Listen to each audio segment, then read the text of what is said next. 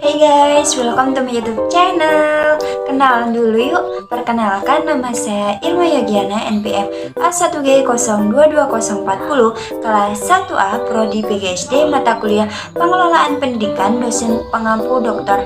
Muhammad Kristiawan, MPD. Saya dari Universitas Bengkulu. Pada bab 11, saya akan membahas efektivitas dan mutu sekolah. Apa sih maksud dari sekolah yang efektif itu?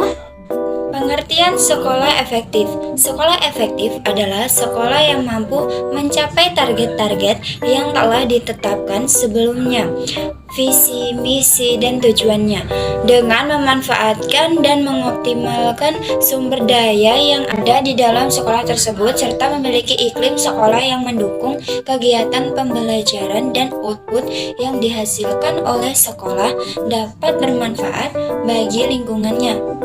Menurut Departemen Pendidikan Nasional tahun 2007, sekolah dikatakan baik apabila memiliki kriteria 1. Siswa yang masuk terseleksi dengan ketat dan dapat dipertanggungjawabkan berdasarkan prestasi akademik, psikotes, dan tes 2. Sarana dan prasarana pendidikan terpenuhi dan kondusif bagi proses pembelajaran belajar. Yang ketiga, guru dan tenaga kependidikan memiliki profesionalisme yang tinggi dan tingkat kesejahteraan yang memadai. Yang keempat, melakukan improvisasi kurikulum sehingga memenuhi kebutuhan siswa yang pada umumnya memiliki motivasi belajar yang tinggi dibandingkan dengan siswa seusianya. 5. Jam belajar siswa umumnya lebih lama karena tuntutan kurikulum dan kebutuhan belajar siswa. Yang keenam, proses pembelajaran lebih berkualitas dan dapat dipertanggungjawabkan kepada siswa dan wali murid. Yang ketujuh, sekolah unggul bermanfaat bagi lingkungannya. B. Karakteristik sekolah yang efektif. Bagaimana sih karakteristik sekolah yang efektif itu? Menurut Mortimer 1991, sekolah efektif dicirikan sebagai berikut. 1. Sekolah memiliki visi dan misi yang jelas dan dijadikan dengan konsisten. Yang kedua, lingkungan sekolah yang baik dan adanya disiplin, serta keteraturan di kalangan pelajar dan staf. Yang ketiga, kepemimpinan kepala sekolah yang kuat. Yang keempat, penghargaan bagi guru dan staf serta siswa yang berprestasi. Yang kelima, pendelegasian wewenang yang jelas. Yang keenam, dukungan masyarakat sekitar. Yang ketujuh, sekolah mempunyai rancangan program yang jelas. Yang kedelapan, sekolah mempunyai fokus sistemnya tersendiri. Yang kesembilan, pelajar diberi tanggung jawab. Yang kesepuluh, guru menerapkan pembelajaran yang inovatif. Yang kesebelas, melakukan evaluasi yang berkelanjutan. Yang kedua belas, kurikulum sekolah yang terancang dan terintegrasi satu sama lainnya. Yang ketiga belas, melibatkan orang tua dan masyarakat dalam membantu pendidikan anak-anaknya. Dalam konsep standar nasional pendidikan, maka sekolah efektif harus memenuhi standar-standar sebagai berikut.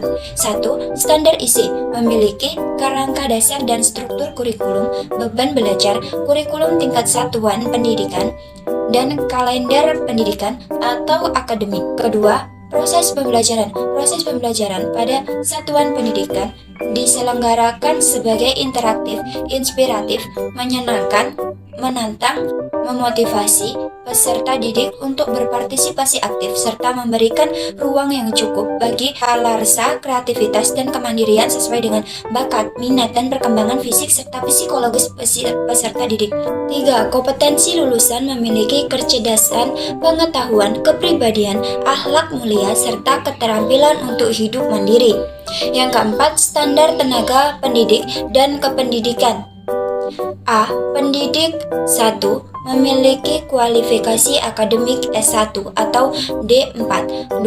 Memenuhi kompetensi pedagogik, kepribadian, sosial, dan profesional. Yang ketiga, sehat jasmani dan rohani, serta memiliki kemampuan untuk mewujudkan tujuan pendidikan nasional. 4. Memiliki sertifikat pendidik. B. Tenaga kependidikan. Terdapat kepala sekolah, tenaga administrasi, tenaga perpustakaan, tenaga laboratorium, tenaga kebersihan sekolah yang terstandar atau tersertifikat. 5. Sarana dan prasarana.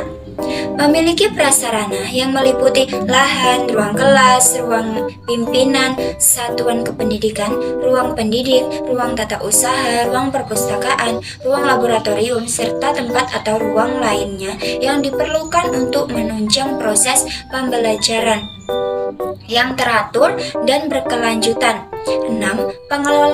Pengelolaan satuan pendidikan pada jenjang pendidikan dasar dan menengah menerapkan manajemen berbasis sekolah yang ditujukan dengan kemandirian, kemitraan, partisipasi, keterbukaan, dan akuntabilitas. 7. Pembiayaan memiliki biaya investasi dan biaya personal. Biaya investasi meliputi biaya penyediaan saran dan prasarana, pengembangan SDM, dan modal kerja tetap. Biaya personal meliputi biaya pendidikan yang harus dikeluarkan oleh peserta didik untuk mengikuti pembelajaran secara teratur. Yang kedelapan, penilaian. Penilaian hasil belajar dilakukan secara berkesinambungan untuk memantau proses kemajuan dan perbaikan hasil dalam bentuk ulangan harian, ulangan tengah semester, ulangan akhir semester. C. Model-model sekolah efektif. 1. Model tujuan. Model ini berangkat dari persepsi bahwa sekolah adalah sebuah organisasi. Model tujuan sering digunakan untuk meneliti dan menilai ketercapaian sebuah sekolah.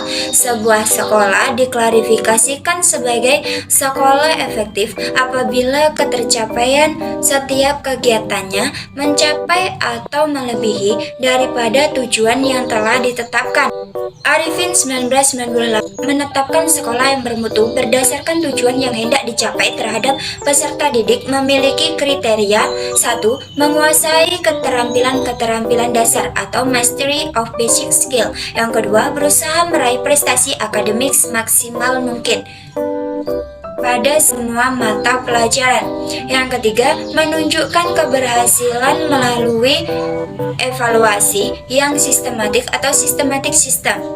Menurut Bukhari 2001, tujuan yang hendak dicapai dari suatu pendidikan yang baik adalah tidak terbatas pada mempersiapkan murid pada posisi-posisi atau profesi dan jabatan masyarakat dan dalam masyarakat dan untuk keberhasilan hidup. 2. Model manajemen mutu sekolah. Model manajemen mutu sekolah mengklarifikasikan sebuah sekolah efektif jika sekolah tersebut berupaya melibatkan dan memberi kuasa kepada semua anggota dalam fungsi sekolah, mengendalikan pembaikan berterusan dalam aspek yang berbeda, memberi kepuasan keperluan, kehendak, dan jangkauan konstituensi internal maupun eksternal sekolah walaupun dalam lingkungan yang berubah.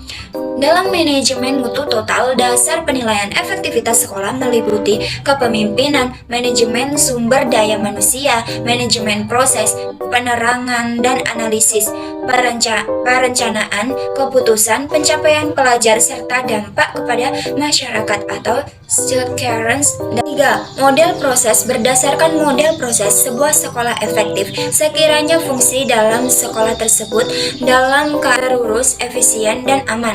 Model ini menekankan pada aktivitas-aktivitas yang dijalankan sebagai kriteria penting efektivitas sebuah sekolah.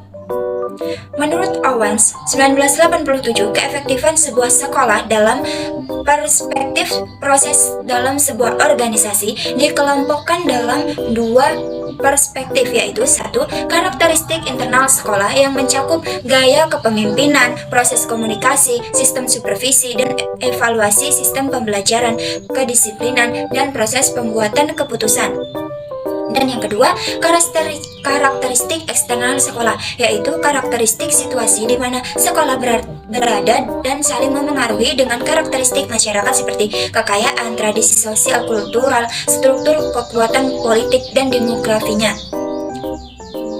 D. Usaha meningkatkan efektivitas dan mutu sekolah. Bagaimana sih usaha untuk meningkatkan efektivitas dan mutu sekolah itu? Menurut Daryanto 2006 bahwa usaha meningkatkan efektivitas dan mutu sekolah dapat dilakukan dengan cara sebagai berikut. A. School review merupakan suatu proses di mana seluruh komponen sekolah bekerja sama, khususnya dengan orang tua dan tenaga profesional, untuk mengevaluasi dan menilai efektivitas sekolah serta mutu lulusan. Yang B, benchmarking merupakan suatu kegiatan untuk menetapkan target yang akan dicapai dalam periode tertentu. Yang C, quality assurance merupakan cara untuk menentukan bahwa proses pendidikan telah berlangsung sebagaimana mestinya. Informasi yang dihasilkan akan menjadi umpan balik bagi sekolah dan memberikan jaminan bagi orang tua bahwa sekolah senantiasa memberikan pelayanan terbaik. D. Quality control merupakan suatu sistem untuk mendeteksi terjadinya penyimpangan kualitas output yang tidak sesuai dengan standar. Baiklah, itulah tadi penjelasan materi bab 11. Semoga apa yang saya sampaikan bisa menambah wawasan kita semua. Sampai bertemu di video pembelajaran pengelola pendidikan selanjutnya. Sampai jumpa.